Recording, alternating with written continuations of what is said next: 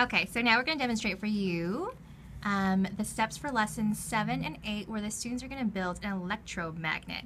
Now, there are actually no magnets involved in this experiment because we are turning a regular bolt, so hold up that bolt that you could get at Home Depot, into a magnet by using a battery and some magnetic wire. And what that's going to do is impart electric currents onto that bolt so that it can pick up other objects just like a magnet would. Okay, so just hold that bolt, try to pick up some paper clips with it just to show that we're not using some kind of weird magic bolt. Is it working? No, nothing's happening. So it's just a regular iron bolt at this point. And this is one of those experiments where you have to follow all the safety rules. So I'm going to ask that Janae put on gloves right now.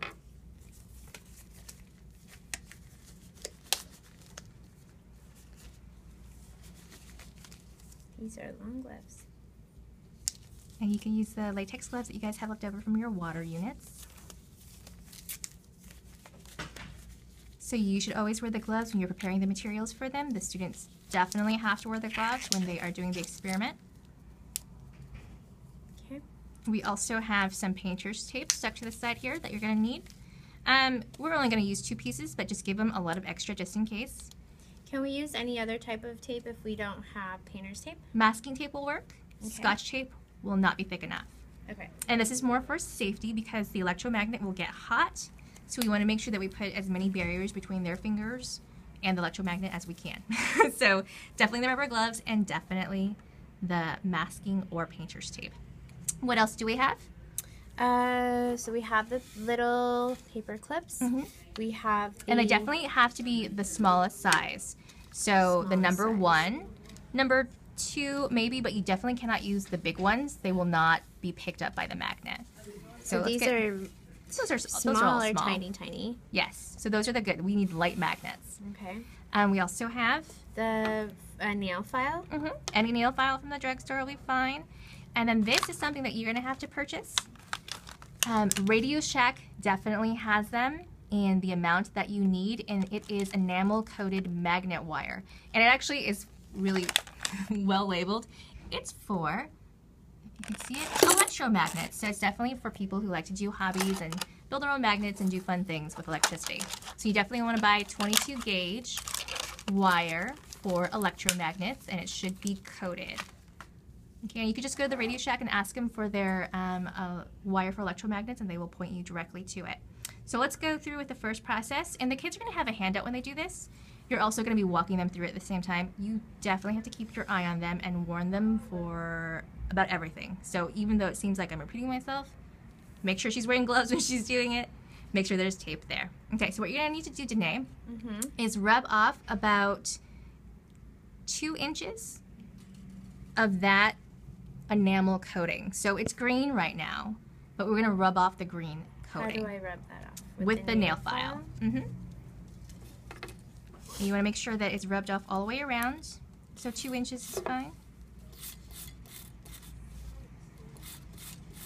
Can you see the color coming off? Yeah. Okay.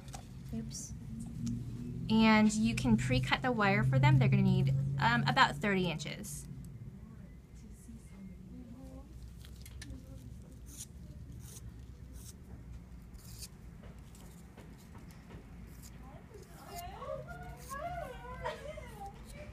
It's hard to get off. Sorry. Yeah, holding it down and then kind of rubbing it across really quickly is good.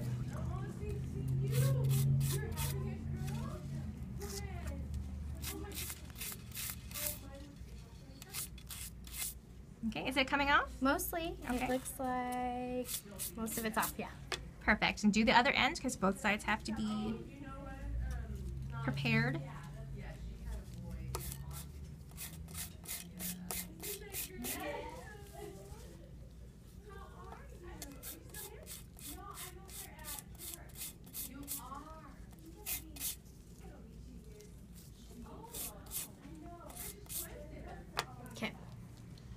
Okay, so can you check it? Has the enamel been rubbed off all the way around? Oh, I think I see a little bit of green left. Okay, make it as clean as you can. Okay.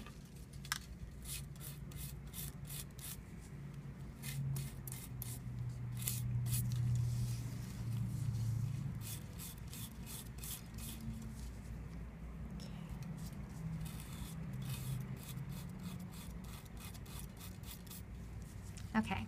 Okay. Does it look good? I think so. So now what you're going to do is leave those, so hold it up, leave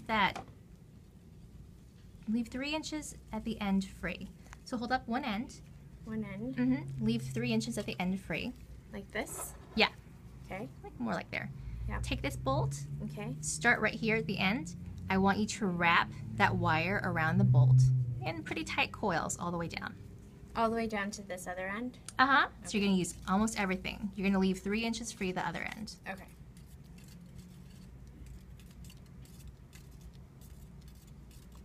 Does it have to be perfect in the ridges? No, it doesn't have to be perfect in the ridges. Okay.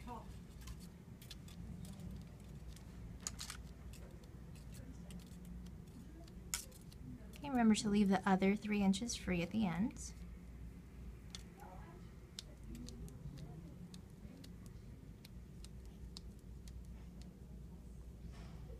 And again, that was about 30 inches of copper wire.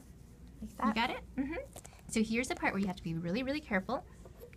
What we're going to do in order to create the electromagnet is attach those free ends. Sorry, I still see some more Okay, that's good, that's good. You're going to attach those free ends to either end of the battery. So the positive side and the negative side. Like, attach it like how? So, this is what the tape's for. Oh, Good okay. I question. was like... So, go ahead and lay it straight across. Okay. And tape it down so it's fairly tight up against the battery. Okay, and you definitely want to be wearing your gloves at all points of the experiment. It's not going to start heating up now, but once you attach the other end, it will start heating up, so you have to be really careful. If you are holding it and you still feel the heat, even though the tape is there and you're wearing gloves, stop touching it and drop it. Okay? Okay.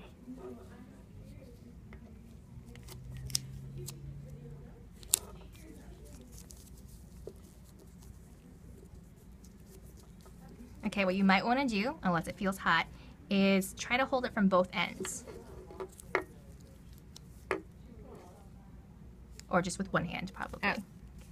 And it should be a magnet at this point, so you should be able to pick up.